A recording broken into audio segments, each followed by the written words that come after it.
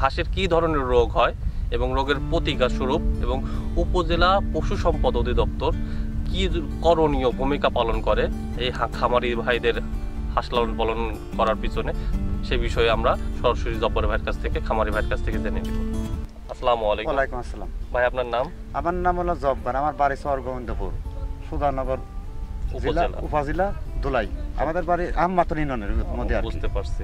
আপনি যে হাঁস লালন পালন করেন এবং হাঁস লালন পালন করার পিছনে যে হাঁসের কিছু অসুখ হয়, সেই অসুখগুলোর ভিতরে কি কি ধরনের অসুখ হতে পারে? ধরেন হাঁসের মাথা ফোলে, পাও ব্যথা করে, মাথা ফোলার ওষুধ আছে, পা ব্যথা করার ওষুধ আছে, সব ধরনের ওষুধ আছে। আমরা প্রশিক্ষণ টুকটাক নিছি আর কি, প্রশিক্ষণের মাধ্যমে এইগুলি আমরা লাগাছাড়া করি। আপনারা এই প্রশিক্ষণগুলো কোথায় থেকে নিছেন?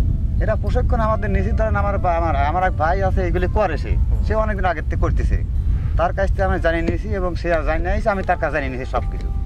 হাঁসের কী ওষুধ, কী হলে কী হয়, কী রোগ হলে ওষুধ লাগে, সেইগুলি আমরা তার কাছ থেকে পরামর্শ করে তার কাছ থেকে আমরা নিয়ে নিই। আচ্ছা, উপজেলা যে স্বাস্থ্য পশু সম্পদ অধিদপ্তর আছে, এখান থেকে আপনারা কোনো ধরনের সাহায্য পান?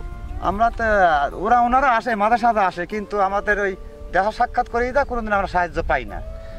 আমাদের কাছে আর কোনোদিন তারা আসেও না। তারা মাঝে মধ্যে আসলে দেখা করে, আপনারা কোনো সাহায্য সহযোগিতা চাইলে আপনারা পান না? আমরা পাই না। এবং আপনারা কখনো গেছেন কিংবা ফোন করছেন এরকম? না, আমাদের কাছে তারা ফোনও করে নাই, আমাদের ডাকেও নাই, আমরা যাইও নেই, খালি আসি 2 দিন সাক্ষাৎ করে গেছে, আপনাদের জন্য আমরা এটা কিছু করব, কিন্তু আজ পর্যন্ত তারা কিছু করে নাই।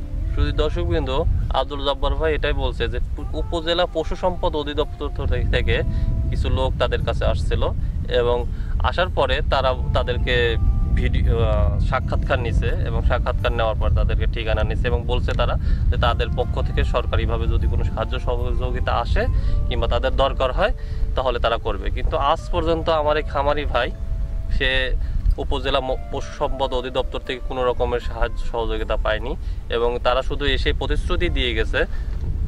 কোনো এর প্রতিশ্রুতি দেওয়ার পিছনে কিংবা প্রতিশ্রুতি দেওয়ার পরে কোনোভাবে তারা তাদের সাথে কোনো কথা রাখতে পারেনি।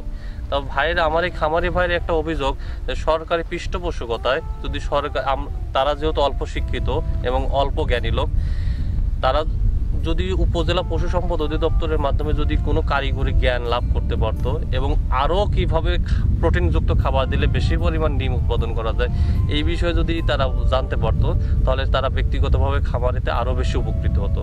কিন্তু দুঃখের বিষয় এটাই যে যারা পশু সম্পদ অধিদপ্তরের কর্মকর্তা এবং এর পিছনে যারা আছেন, তারা তাদের সাথে আমার এই খামারির ভাইদের, গ্রামীণ খামারি ভাইদেরকে তাদের খামারির অবকাঠামো উন্নয়নে, খামারির হাঁসের ডিমের উৎপাদন বৃদ্ধিতে কোনো রকমের কার্যকরী ভূমিকা রাখতে পারেনি।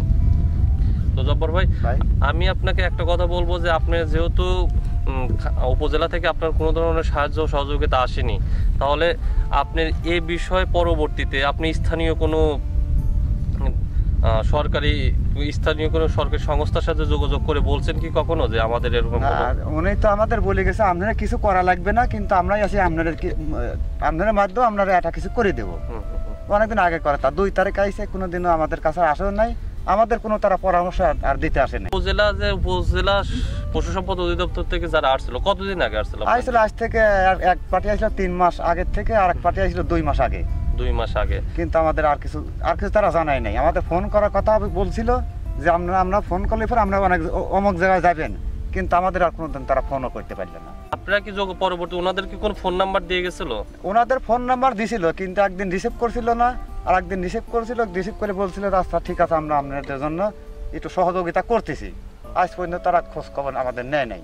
আমার এই ভিডিওটির মাধ্যমে যদি কোনো সরকারি পশু সম্পদ অধিদপ্তরের কর্মকর্তা কিংবা উচ্চ পদস্থ কোনো সরকারি ব্যক্তি দেখে থাকেন, তাহলে আমার এই ভিডিওটির মাধ্যমে আপনাদের কাছে এটাই আবেদন করব যে যারা অল্প জ্ঞানে এই হাঁসের খামারের সাথে সম্পৃক্ত, তারা সরকারি যে সাহায্য সহযোগিতা পাওয়ার কথা, আশা করি পরবর্তীতে আপনাদের মাধ্যমে সেই সাহায্য সহযোগিতা পাবে এবং তারা সফল খামার হিসাবে গ্রামীণ অর্থনীতি তথা তাদের সামাজিক অর্থনৈতিক ব্যবস্থা উন্নয়নের জন্য গুরুত্বপূর্ণ ভূমিকা রাখবে আপনাদের মাধ্যমে। সকলে ভালো থাকবেন এবং যারা আমার এই চ্যানেলটি সাবস্ক্রাইব এখনও করেননি তারা সাবস্ক্রাইব করবেন এবং আমাদের কাছ থেকে কী ধরনের ভিডিও আশা করেন এবং আমরা পরবর্তীতে কী ধরনের ভিডিও আপলোড করব, আপনাদের মতামতের উপর ভিত্তি করে সেই ভিডিওগুলো বানানোর চেষ্টা করব। সকলকে শুভেচ্ছা ও অভিনন্দন।